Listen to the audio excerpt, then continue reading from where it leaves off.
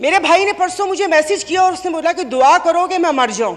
साका साहब ने आके बिना जज्बात के यहाँ पर आकर कागज पढ़ के और ये जा और वो जा, ये इनको शर्म नहीं आती? रात के अंधेरे में पेट्रोल का बम गिराते हैं, तो वो भी जरूर रात के अंधेरे में पेट्रोल का बम गिराते हैं। अरे मीठे मशरूबात पर क्यों टैक्स लगा रहे हैं? कड़वे मशरूब को लीगल करके उसके ऊपर टैक्स लगाएं ताकि रेवेन्यू भी मिले पाकिस्तान को। ये मेरी बहन पीछे बैठी हो तो पीछे ही बैठी रहो, अगली दफा की टिकट नहीं मिलेगी अगर ज्यादा चुट-चुट की तो। इनके भूसा भरा हुआ दिमाग में, सब जाएं भाड़ में। लोग अवाम मर रही है, आप उसको देखिए। इधर किसी ने मुझे बोला कि मुसलमान को सब्र और शुक्र का दर्स दिया गया है। सब्र शुक्र करें, पूरी दुनिया में महंगाई है।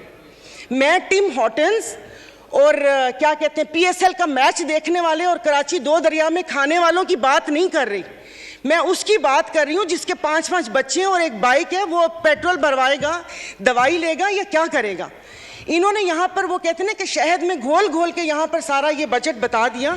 मैं वैसे लिखा हुआ पढ़ नहीं सकती इसलिए कि उसमें जज्बात नहीं होते, वो रीडिंग होती है। जैसे कल परसों ये वजीर खजाना साका साहब ने आके बिना जज्बात के यहाँ पर आकर कागज पढ़ के और ये जा और वो जा, दूसरे के ऊपर, और पीछे यहाँ पर बैठे हुए सारे पीछे डेस्क पे जा रहे थे कि उसने वो कर दिया, क्योंकि इनकी तो दुकान चल रही है।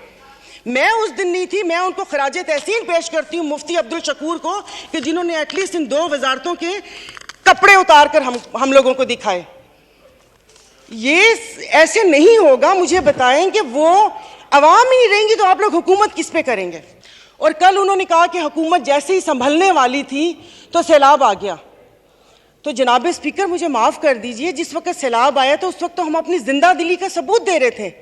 75 करोड़ आवाम के खून पसीने और टैक्स की कमाई से हम यहाँ पर तकरीबात कर रहे थे।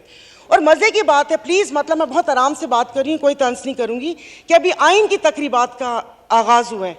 क्या आइन के आर्टिकल 3 आई थिंक 27 या 35-36 आगे, क्या उस पर यह रियासत पूरा उतरती है? क्या हमारी की हिफाजत है? यहाँ पर हमें बुनियादी सहूलतें मुयस्सर हैं यहाँ पर? मतलब हम लोग इतने नाक के पक्के हैं कि उस पर वो करके आइन की बात कर रहे हैं। और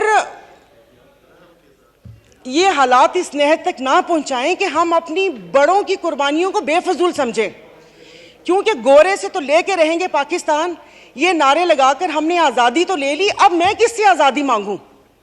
क्या गोश्त खाने के लिए हमने आज़ादी मांगी थी कि खुला गोश्त यहाँ पर खाने को मिल जाए? उसके अलावा तो कुछ भी नहीं है। और मुझे माफ़ कर दीजिएगा कि उस कश्मीर वाले दिन में यहाँ पर ना वज़ीर आज़म थे, ना वज़ीर ख़ारजा थे, ना दिफा मिनिस्टर थे, और ये यहाँ पर कश्मीर का वो हो रहा था। और जो मोदी की कहानी सुना रहे थे, मुझे तो एक सेकंड के लिए, मैं तो उस वक्त आई थी, मैं समझी कि आप शायद यहाँ के हालात सुना रहे हैं। मुल्क को पता नहीं आप लोगों ने कहाँ से कहाँ पहुँचा दिया। टैक्सीज की बात करें, जैसे अभी मेरे भाई ने बोला कि रमज़ान आने वाला है, मशरूबात पर, अरे मीठे मशरूबात पर क्यों टैक्स लगा रहे हैं? कड़वे मशरूब को लीगल करके उसके ऊपर टैक्स लगाएं ताकि रेवेन्यू भी मिले पाकिस्तान को। मीठे मशरूबात है, गरीब रोज़ा रख के एक उसकी ख्वाहिश होती है रूह अफ़ज़ा पीने की या वो करके, और उन्होंने कहा बाकी चीज़ों पे टैक्स नहीं लगा। मुर्गी गोश्त महंगा नहीं हुआ, वो अल्हम्दुलिल्लाह हमारे पाकिस्तानी खुद ही महंगा कर लेंगे। जनाब स्पीकर, अभी वज़ीर आज़म साहब ने कहा था कि ये जो थर कोल है ये गेम चेंजर होगा, उसके ऊपर तो टैक्स लगा दिया, वो क्या गेम चेंजर होगा? और नहीं, उसको हलाल कर दे, मीठा तो गरीब पीते हैं, आप लोगों को उसको लीगल करके उसके ऊपर टैक्स लगा देना चाहिए।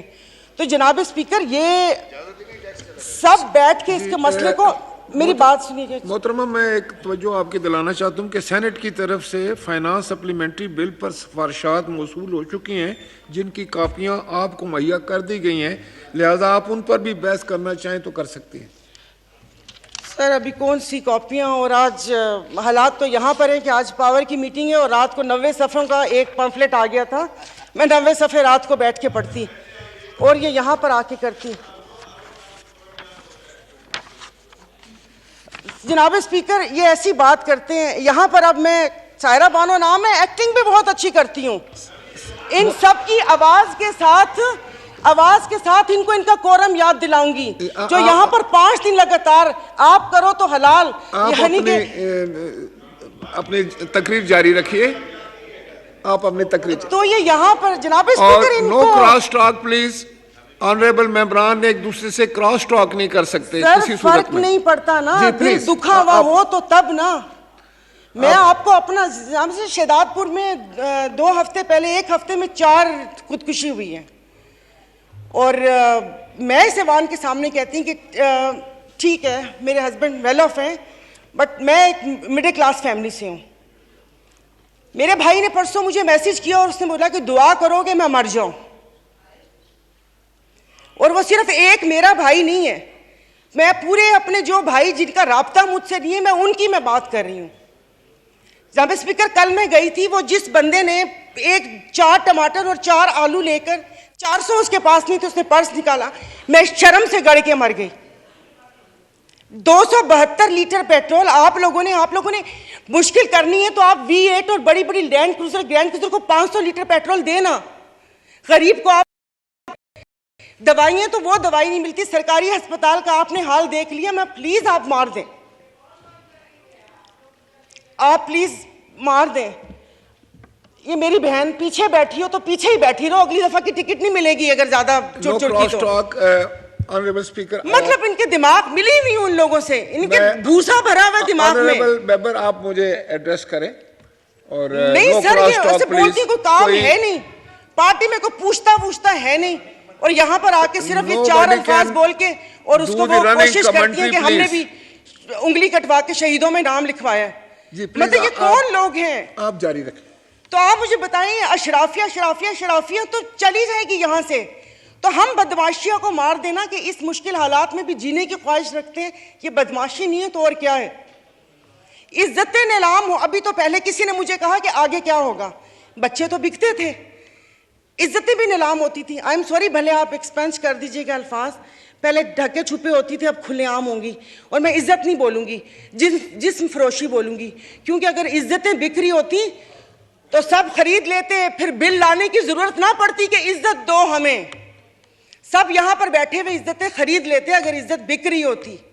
तो आप मुझे बताएं कि कोई लाए अमल दे दें कि अगले 5 साल तक ये मुश्किल हालात बर्दाश्त कर लो, या 10 साल तक बर्दाश्त कर लो, तो फिर भी तसल्ली हो कि ठीक है मैं नहीं रही तो ठीक है मेरे बच्चे उसमें रहेंगे। सर, आपने तो बच्चों से जीने का हक छीन लिया इन लोगों ने। 20,000 वाला क्या करेगा? और इंसाफ की आप बात करते, मैं तो अदालतों वाली इंसाफ या उस चीज़ की अभी वहाँ तक तो मैं गई नहीं। आप ये चीज़ों को देख लें, यानी कि मेरी अगर आमदन 10 लाख रुपए महीना आता है, मैं भी वही मुर्गी खरीद रही हूँ 800 रुपये किलो, और मेरा ड्राइवर बच्चल जिसकी 30,000 रुपये तनख्वाह है वो भी 800 खरीद रहे हैं। वो दूध 200 रुपये किलो मैं भी ले रही हूँ, 200 किलो वो भी ले रहे हैं। मैं घर में अब ग्रॉसरी नहीं लाती इसलिए कि मुझे शर्म आती है कि वो ड्राइवर बावर्ची उठाएगा तो उसके दिल में क्या होगा कि ये थैले भरे आ रहे हैं और उसके घर में खाने को है या नहीं है। 2-2 किलो की चीज़ मंगवा लेती हूँ कि जाओ बेटा सामने से लेकर आ जाओ।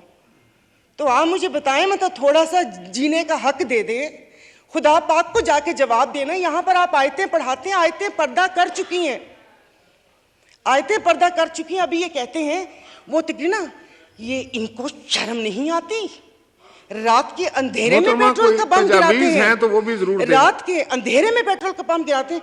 मुझे तो समझ नहीं आ रही थी, चश्मा नहीं था, मैंने कहा ये क्या हो गया, शायद मैं रात को रोई हूँ, अल्लाह पाक ने मेरी दुआ सुन ली। पता चला वो पिछले थे मैसेजेस ना, जब वो यहाँ पर बैठा करते थे। अब सब कुछ जायज़ है, सब कुछ हलाल है। यहाँ पर बहुत तुर्की हमारे भाई हैं, और शुक्र अल्हम्दुलिल्लाह शाम का नाम भी लिया, क्योंकि पहले 1 हफ्ता तो उस बेचारे का नाम ही नहीं था। फिर जब इंटरनेशनल मीडिया ने डालना शुरू किया तो हमने भी शाम बोलना शुरू कर दिया। हमारे भाई हैं, हमारे मुश्किल वक्त में खड़े होते हैं, दिलो जान से मदद करनी चाहिए। वहाँ पर जाने के लिए उतावले थे, कभी कहाँ तबाही आई हुई, उस दिन कोई पहुँचता है, उस दिन कोई पहुँचते जाएँ तो तब कि आप अपनी वेल्थ में से, जैसे ये भाई ने बोला कि हम लोगों से तो ले ली तनख्वाह, अवाम से भी वो दे दिया, अवाम के पास है जो अवाम डोनेशन देगी, वहाँ पर अल्लाह पाक उनकी मदद करेगा। और वो रियासत माँ जैसी है, उनके हुक्मरान हमारे जैसे नहीं हैं, उनके लिए वो खड़े हैं। दबी हुए अवाम के लिए हम इज़ारे यकजहती के लिए बेचैन हो रहे हैं, लेकिन यहाँ पर जो मरी हुई फाकों से अवाम है उसके लिए कोई दिल में दर्द नहीं है। तो अभी ये आइन की तकरीबात के लिए कितने पैसे वो हुए, इन्होंने अभी बोला कि हम तनख्वाह नहीं ले रहे। 1,80,000 से क्या होता है, वो तो वैसे ही एक वक्त का खाना है।